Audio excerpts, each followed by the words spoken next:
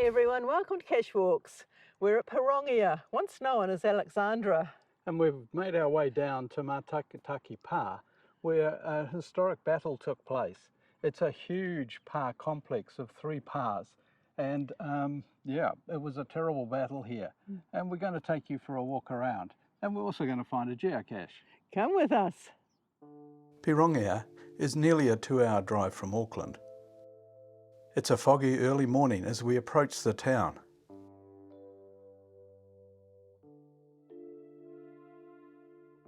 There's roundabout.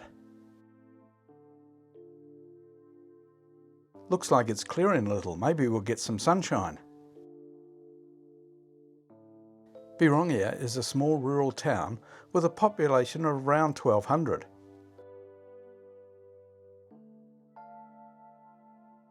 Matakitaki is at the northern end of the town. It is the site of one of the bloodiest battles in New Zealand's history. Around 1,500 people lost their lives here. Ngāpuhi, led by Honihika, attacked Waikato, led by Te Wherewhero. Just past this carved entrance there was a ditch which some believe was where hundreds lost their lives in the crush to leave as Ngāpuhi advanced. Archaeologist Owen Wilkes believed it was too shallow and not part of the 1822 fortification, but a later earthwork fence designed to keep pigs and maybe cattle out of the gardens here. The first po remembers all the people who died at the pa and their ascent into the spirit world. The second po features a Niho Taniwha pattern which aims to show rebuilding, bringing peace between Ngāpuhi and the Waikato people. The third po reflects the shape of a helix, representing a marriage whose DNA brought Ngāpuhi and Waikato together. We're at the start of the 3 pa complex. The first one we come to is Puketutu. It's between 2 rivers, so there's a point of land jutting out with 3 pa in a row. This diagram was drawn by Leslie G. Kelly 109 years after Ngāpuhi attacked in 1822. Owen Wilkes' analysis believed it placed Puketutu too far to the east.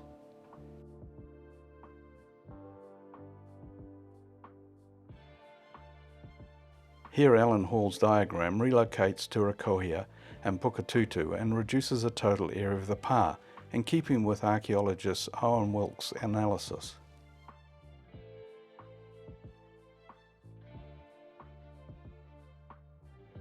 Around 5,000 people took refuge here. It's a very big number for a country that then had only about 100,000 people. These strongholds were set up with ditches and palisades for the traditional hand-to-hand fighting. Unfortunately for Waikato, it was not set up for a battle with muskets. What happens here is I would put powder in the pan, close the frizzen, and then as I spark that makes a spark which ignites the powder in the pan, which sets it off. The first of the massive defensive ditches we come to may have been where the largest number of deaths occurred. Here at Puketutu, a large number of non-combatants were looking for a way to escape. Panic deepened when Te Wherewhero's men fired their captured guns, spooking their own men into thinking that Ngāpuhi had breached the defences. Hundreds of terrified Waikato were smothered in this ditch while trying to flee. Up in front of us is an information pole with a QR code.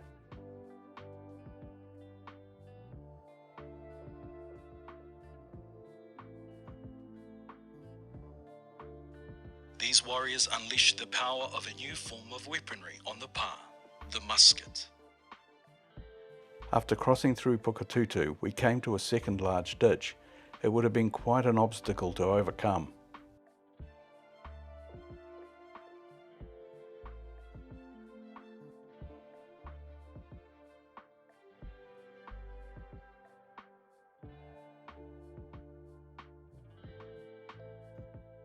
Boy, you're a long way down there, Lynn. Hello up there. There's a long way down here. I wouldn't like to climb up there where you are in a hurry. Well, it's a long way down now. Imagine what it was, you know, back then. I know. Amazing. Wow. Yeah, amazing.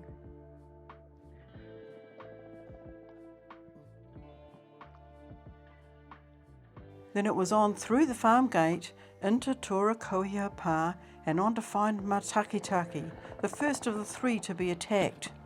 Matakitaki gave its name to the whole of the 3 Pa complex.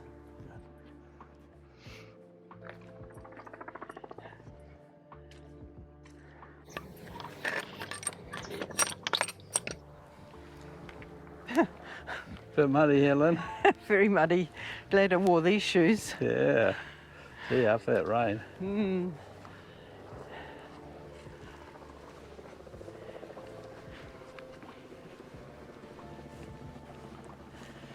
Well, that's a lovely view. Yes, look down to the river there. Yeah. Is it a helicopter again, top dressing? Yes. He's noisy, isn't he? That's noisy. Nice to watch though.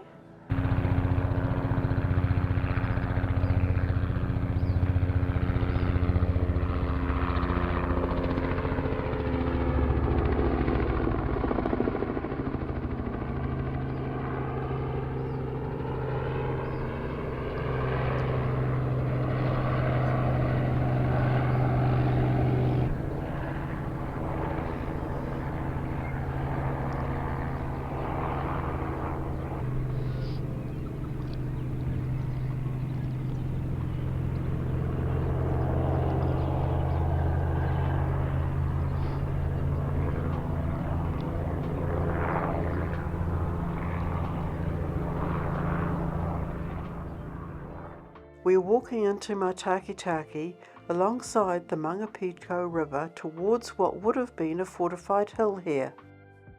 Matakitaki is an ancient pa located at the end of the promontory.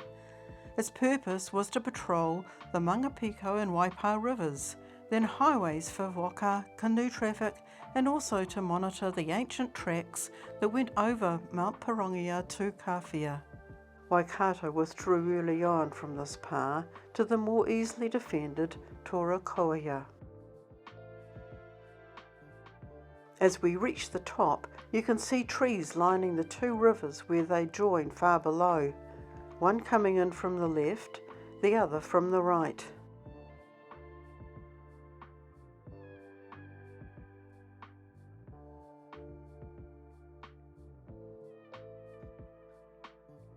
Let's walk down to where the 2 rivers join.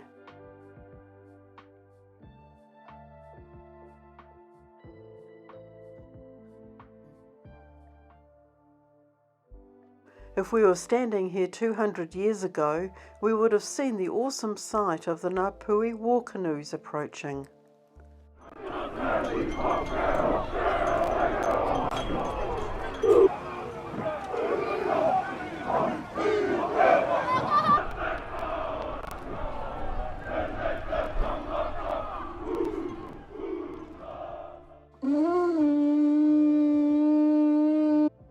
It's interesting to listen about the battle as you walk over the site. To see your loved ones fall apparently from the crack of thunder and from sticks that blew fire, and to see them drop all around you.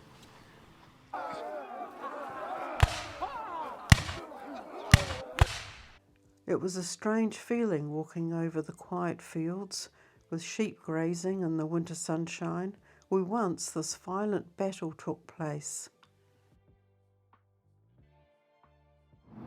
If you're interested in the history of the battle, the place we can really recommend is a YouTube channel called Kiwi Codger.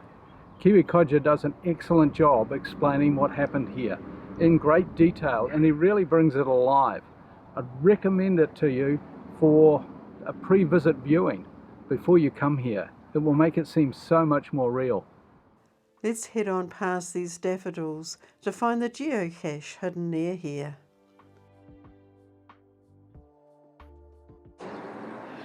Right, this is the site of the historic places marker, the multi. Let's make a start on it. Okay, we need to get the date. You have to use your compass to find the cache and sign the log. We're getting hungry, so into town to a great cafe.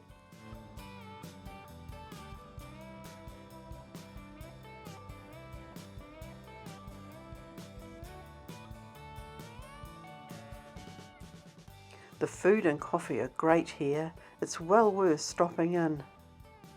We had stuffed chicken breast. Bacon and tendered chicken always goes well together. The Cajun spice was nice, along with the sun-dried tomato, cheese and spinach. It came with a tasty chutney and salad with red cabbage. Then an apricot slice, which was filled with dried apricots.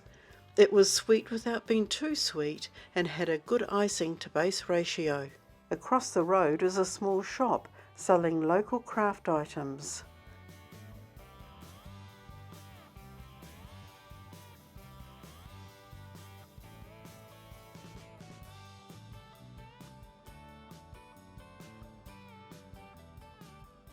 Wild comb chunk honey. Yeah, that sounds really nice. It does, doesn't it? Should we try that? Okay. We picked up cone honey and a small cheese board. Well, that brings us to the end of our cache walk. We hope you found the place here at Matakitaki Pa interesting. Thanks for watching. And don't forget to go geocaching.